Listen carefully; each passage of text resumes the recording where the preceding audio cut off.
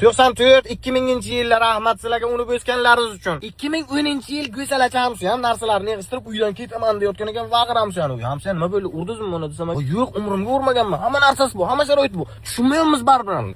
Jiyan nima bo'ldi o'zi dedim. Meni bular tushunmaydi. Meni qadrlamaydi. Qadr?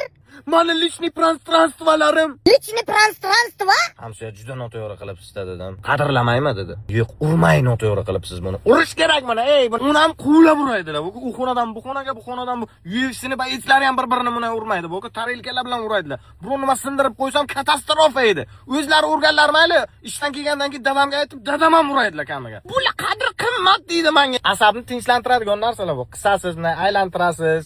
Endi o'sha payt bizda bo'lganmiz-da, dadam bilan urush qilsalar ham kelib bizani uraydilar. Ovqatda olsa ham bizani uraydilar. Hamsoyaga ketmon bersam ham kelib uraydilar. Yermadi yo'ldim-ku hamsoyaga ketman deb. Yiqilib qo'limiz singan paytiga ham mardlikka olib, yaxshi hammasi deb turgan joyingizga ham kelib, "Ha, kuchuk bachcha, aytdim-ku senga, o'ynama dedim, sen o'ynama dedim." deb ham urganlar-da. Birontamiz o'lganimiz yo'q. Yo ota-onamiz yomon ko'rib bir dushman bo'lib qolganimiz yo'q. Juda yaxshi ko'ramiz. Nima qilsak shular bilan maslahatlashib qilamiz. Jonimga sizlarni yaxshi ko'raman. Qadr qimmat deganimiz yo'q. Lishni prinsip Frans dash aytolmaymiz mana bunaqa gaplarni. Bular menga qadr qimmat. Qadringni ko'rsatib men borib chiqib kelay ustiga, harom.